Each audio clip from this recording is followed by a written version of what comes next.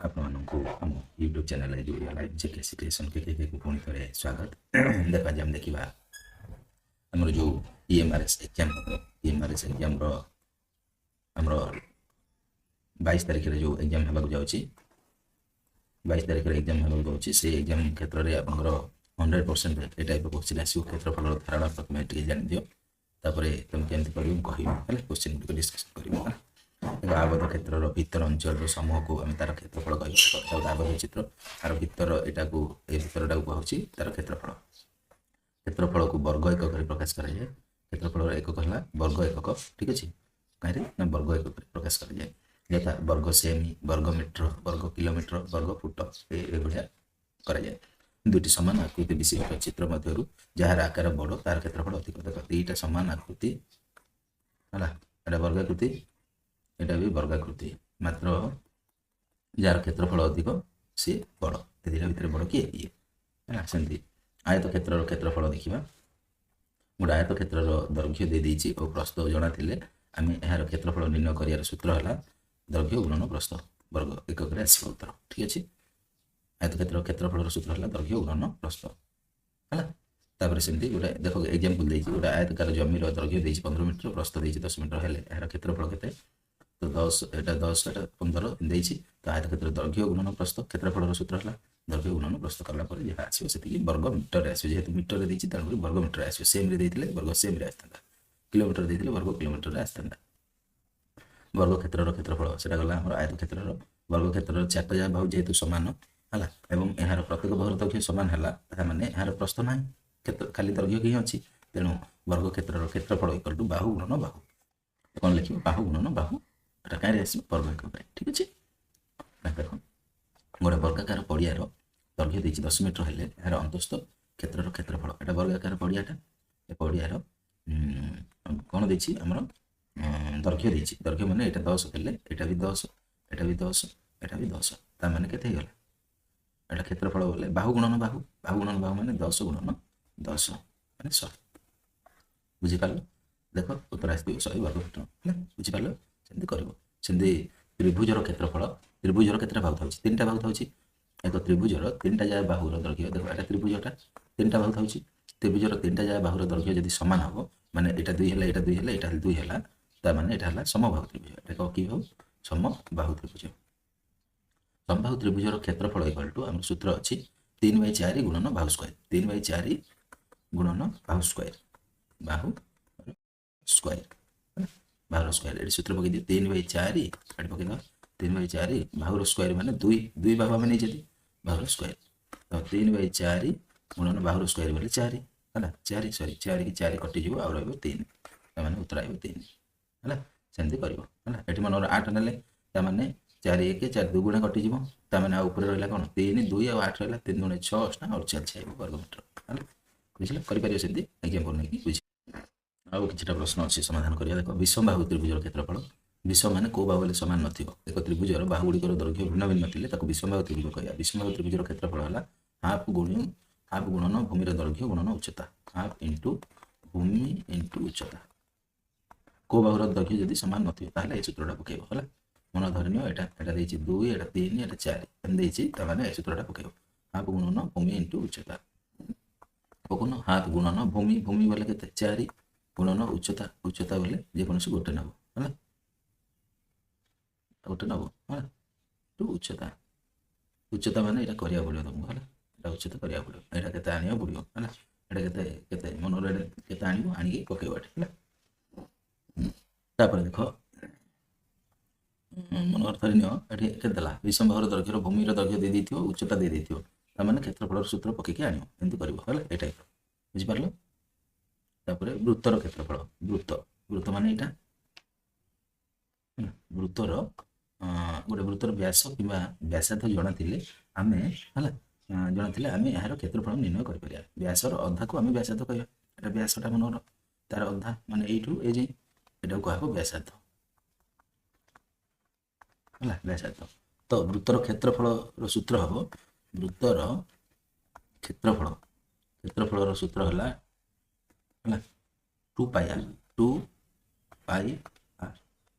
2πr ମାନେ 2 ଗୁଣନ पाई अर्थ है 22/7 इंटू आर इंटू नहीं सॉरी 2πr नुह पाई आर स्क्वायर गोटे मिनट सॉरी क्षेत्रफल सूत्र है पाई आर स्क्वायर पाई बोले 22/7 गुणन आर स्क्वायर यहाँ सूत्र सॉरी नेक्स्ट देख उदाहरण कर मनकर धरनी आर दब ये आर दब मनकर 7 बोले कौन कर 22/7 गुणन 7 गुणन 7 आर स्क्वायर 7 को 7 कटिज मैंने 22 गुणन 7 जहाँ आसो से 22 गुणन 7 जो आम करवा आसो 154 सॉरी 154 वर्ग मीटर लिख वर्ग मीटर है ठीक अच्छे तो ये सूत्र ये मन रखा पड़े तुमको आयत क्षेत्र क्षेत्रफल दैर्घ्य गुणन प्रस्थ वर्ग क्षेत्र क्षेत्रफल बाहु गुणन बाहु समबाहु त्रिभुज क्षेत्रफल जदि बाहु सब जहाँ सामान थी ताने यहाँ पकड़ 3/4 गुणन बाहु स्क्वायर है ना विषमबाहु त्रिभुजर सूत्र जब कौ बाहु सामान नथी हाफ इंटू भूमि इंटू उच्चता पकेब वृत्तर क्षेत्रफल कहते पाई आर स्क्वायर पकेब पाई आर स्क्वायर ठीक अच्छे पकई कर तो चलो बर्तमान किसी प्रश्न समाधान करवा देखिए गोटे आबद्ध क्षेत्र माड़ी बसी जगह तार भीतर अंश को तार कौन कहती गोटे आबद्ध क्षेत्र माड़ी बसी जगह तार भीतर अंश को कहवा क्षेत्रफल है मन रख तापर 2 नंबर देख टे जूम करवा हाँ ठीक अच्छे चला तापर 2 नंबर देख गोटे वर्ग क्षेत्र प्रत्येक बाहुर दैर्घ्य 1 सेमी हेले तार क्षेत्रफल केते गोटे वर्ग क्षेत्र एटा वर्ग क्षेत्र है वर्ग क्षेत्र सॉरी आयत क्षेत्र होगा वर्ग क्षेत्र करमती सामान देखा है वर्ग क्षेत्र से कही गोटे बाहु दैर्घ्य 1 हेल्ले सब जगह बाहु के 1 लेखा हम ताने क्षेत्रफल कही क्षेत्रफल वाला आम सूत्र है बाहु गुणन बाहु स्क्वायर कि नहीं तो बाहु स्क्वायर माने 1 रो स्क्वायर 1 तो 1 ही हम ठीक अच्छे पकड़ ना वर्ग क्षेत्र क्षेत्रफल कौन बाहु गुणन बाहु ठीक अच्छे ये सूत्र पकड़ कर 1 आसो उत्तर नेक्स्ट देख 3 नंबर क्षेत्रफल को कौ एकक प्रकाश करा जाए क्षेत्रफल को आम जब करवा ताहले कौन करिया वर्ग एकक करवा वर्ग एकक 3 बिट हम ठीक उत्तर नेक्स्ट क्वेश्चन देख 4 नंबर दला गोटे वर्गाकृति पड़ियार प्रत्येक बाहुर दैर्घ्य जब 6 सेमी हे ताहले क्षेत्रफल बाहु गुणन बाहु पकेब है क्षेत्रफल कही बाहु गुणन बाहु है बाहु गुणन बाहु बोले ताने ये बाहु के 6 दी 6 गुणन 6 36 आसो उत्तर 36 कोट अच्छे देख यहाँ हम उत्तर ठीक अच्छे वर्ग मीटर आसो नेक्स्ट 5 नंबर देख गोटे वर्गाकृति पड़ियार क्षेत्रफल 49 हेल्ले से क्षेत्र बाहुर दैर्घ्य अच्छा क्षेत्रफल दे देछि जदि क्षेत्रफल दे देछि है क्षेत्रफल दे देछि माने हमर सूत्र है बाहु गुणन बाहु बाहु स्क्वायर कि नहीं ताने क्षेत्रफल केते दे देछि 49 दे देछि क्षेत्रफल 49 देछि बाहु स्क्वायर तो बाहु स्क्वायर इक्वल टू 49 ताने बाहु इक्वल टू एपटे गले रूट ओवर है स्क्वायरटा एपटे आसले 49 कौन हो रूट ओवर माने 49 कार 49 रूट ओवर बोले 7 आसो 7 7 49 7 द्विगुण कि नहीं माने 7 स्क्वायर कि नहीं वर्ग कि नहीं तो 7 हम उत्तर है बुझिपारे सेमती 5 नंबर को जावा सॉरी 6 नंबर को जावा गोटे आयत क्षेत्र दैर्घ्य दे दीजिए प्रस्थ दे दीजिए 8 मीटर हेल्ले क्षेत्रफल केते है दैर्घ्य देछि है और प्रस्थ देछि एटा 8 एटा 6 देछि ता माने हमर सूत्र आयत क्षेत्र क्षेत्रफल सूत्र है दैर्घ्य गुणन प्रस्थ है क्षेत्रफल सूत्र है दैर्घ्य गुणन प्रस्थ ए सूत्र पकेब 8 गुणन 6 चल उत्तर है बुझीपार सेम रे तेणुक सेम रे ही उत्तर आसो नेक्स्ट देख गोटे आयत क्षेत्र क्षेत्रफल 54 आयत क्षेत्र एटा आयत क्षेत्र आर क्षेत्रफल माने भीतरटा देछि 54 दैर्घ्य दे देछि दैर्घ्य माने एटा 9 दे देछि ता माने प्रस्थ पचाछि तो आमर सूत्र है कौन आयत क्षेत्र क्षेत्रफल सूत्र है क्षेत्रफल है केते दैर्घ्य गुणन प्रस्थ दैर्घ्य गुणन प्रस्थ कि नहीं ता माने क्षेत्रफल देछि केते 54 देछि है 54 इक्वल टू दैर्घ्य केते 9 गुणन प्रस्थ 9 गुणन प्रस्थ तो प्रस्थ जदि आम आनिबा प्रस्थ इक्वल टू कौन हो 54 एटा गुणन आकार अच्छे प्राय हरण हो 54 हरण 9 54 हरण 9 बोले 9 के 900 को प्रस्थ हो 6 नेक्स्ट देख नेक्स्ट क्वेश्चन गोटे आयतकार पड़ियार क्षेत्रफल देछि 40 आउ प्रस्थ देछि एतिकी है एटा तुम सेम जिनिस कर है एटा जहाँ कल एटा 7 नंबर जहाँ 8 नंबर भी ताहा से अनुसार करिवो कले केते आसीबो 10 आसीबो 10 सेम एटा करिवो निजे है माने एटा 40 हरण 4 हबो 10 आसीबो माने क्षेत्रफल को तुम प्रस्थ सहित हरिबो एटी दैर्घ्य सहित हरथिले एटी प्रस्थ सहित हरिबो क्षेत्रफल देछि है नेक्स्ट गोटे वर्गक्षेत्र परिसीमा एटा करबा देखो गोटे वर्गक्षेत्र परिसीमा एटा वर्गक्षेत्रटा हला परिसीमा परिसीमा देछि माने परिसीमा माने चारि पट्टा देछि चारि पट्टा देछि चारि पट्टा के देछि और चलछि मीटर हेले तार क्षेत्रफल केते अच्छा वर्गक्षेत्र जदि परिसीमा कहि देछि तो सूत्र कोन परिसीमा हला 4 गुणन बाहु परिसीमार सूत्र हला वर्गक्षेत्रर परिसीमा परिसीमार सूत्र हला 4 गुणन बाहु 4 गुणन बाहु माने 4 गुणन बाहु बोले हमको जणा नै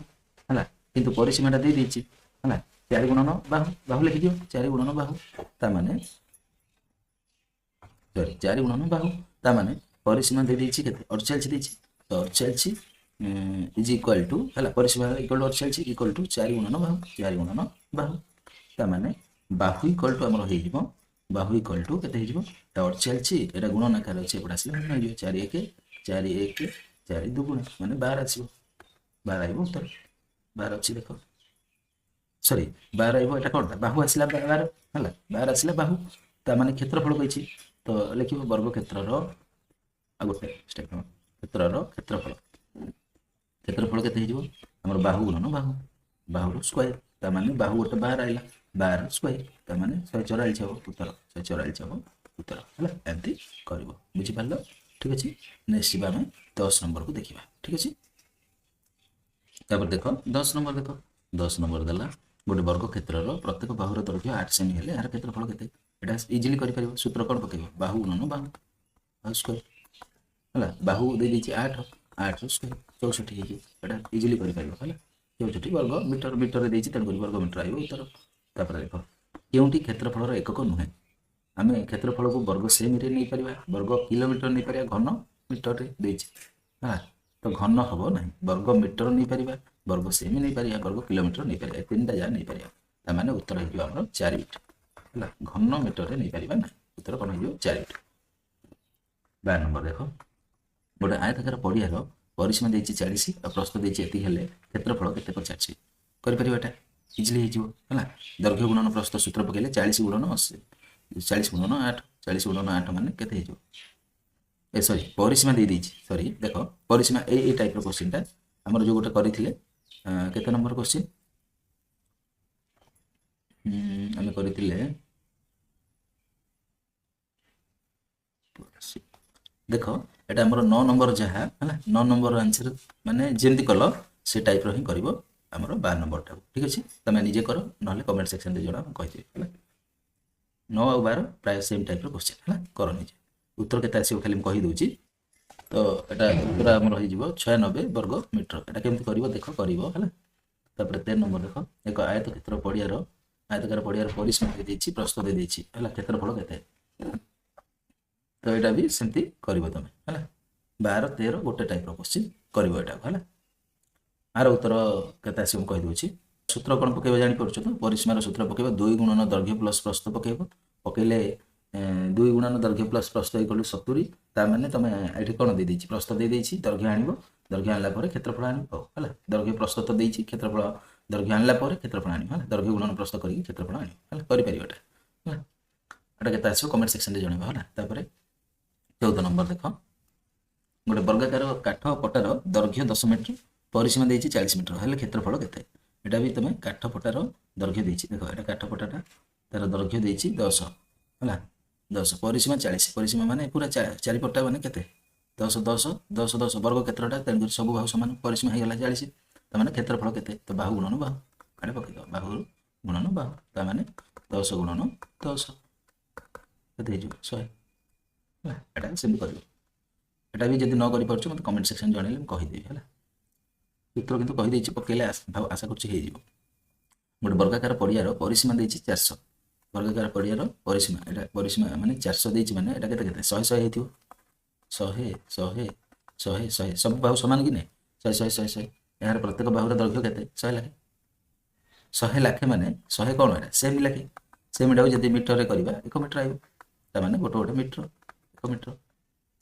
हला गोटे गोटे बाहुर दैर्घ्य 1 मीटर बुझि पारला तो 100 सेमी होली डरिबोनी 100 सेमी इक्वल टू 1 मीटर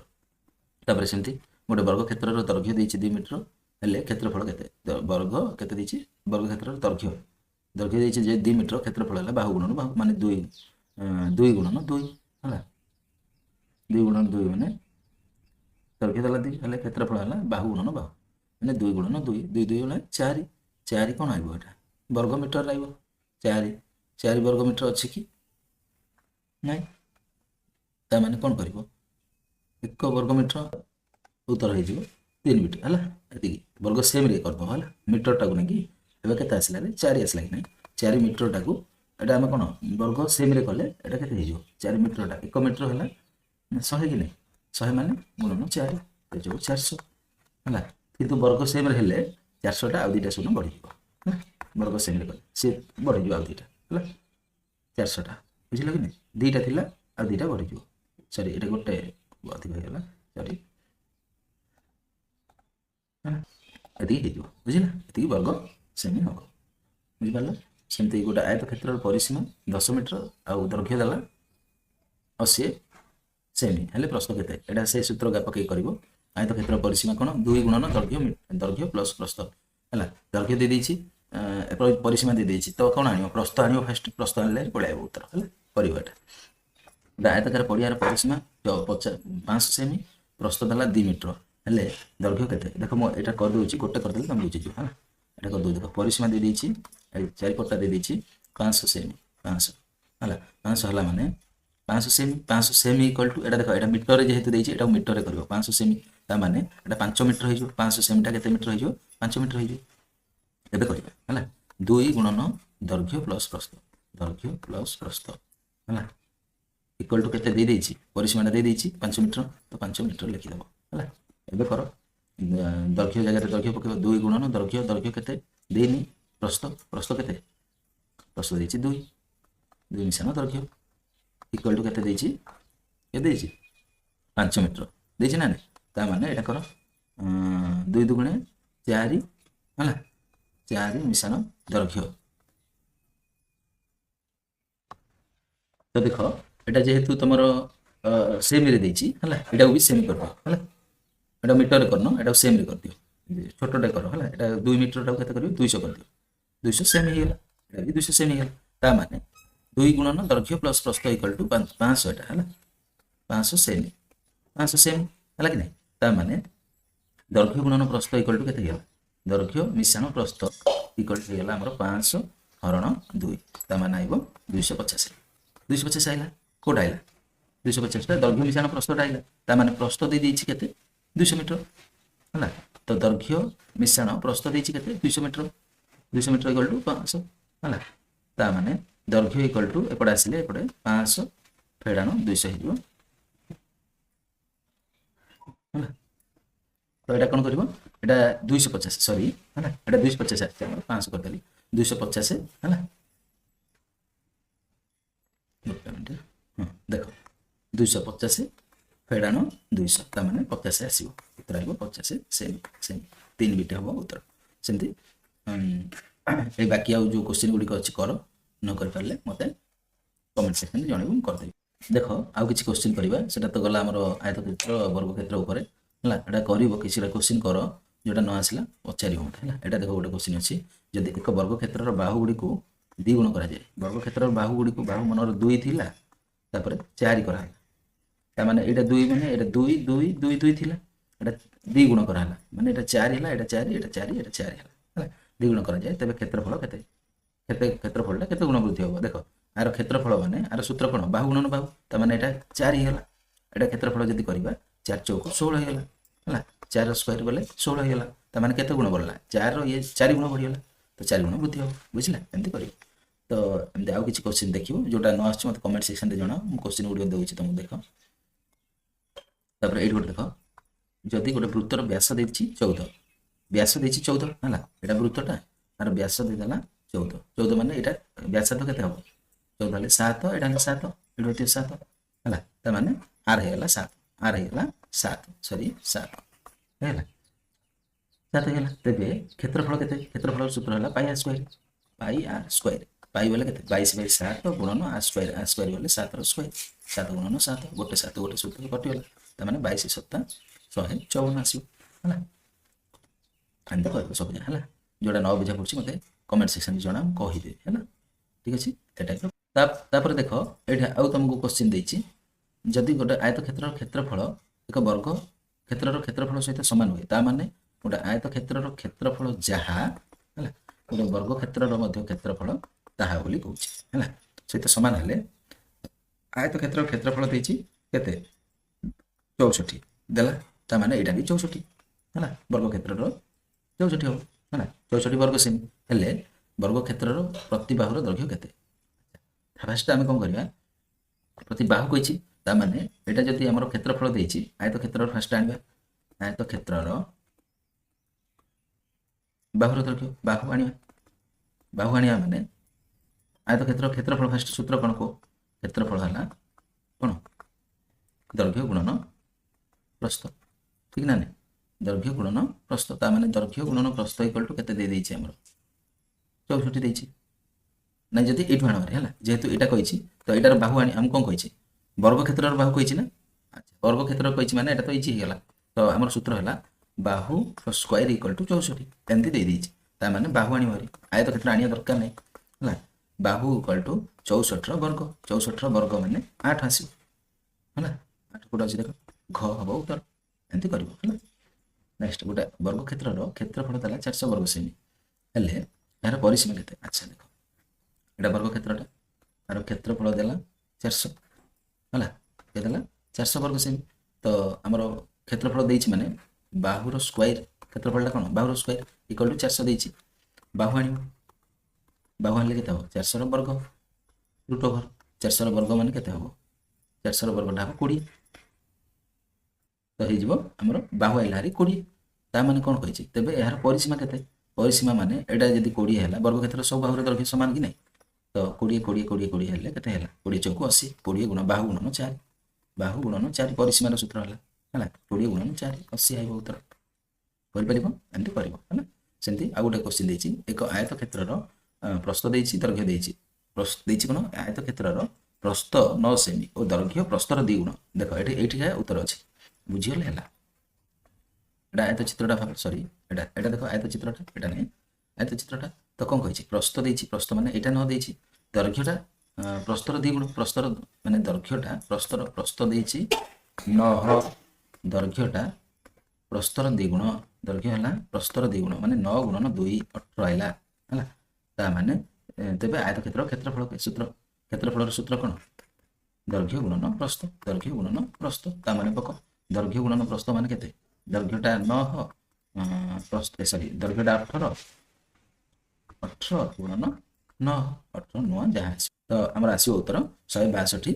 रे काम देछि सेमी रे देछि तेन करी वर्ग सेमी रे 162 वर्ग सेमी ठीक अछि ख हो उत्तर तो एमबी जदी नवा नवा वीडियो देखियो चाहछो ताले हम चैनल को लाइक करो शेयर करो जे फल रे मोटिवेट हे तमन नुआ नुआ वीडियो भेटते रहउछि जय जगन्नाथ।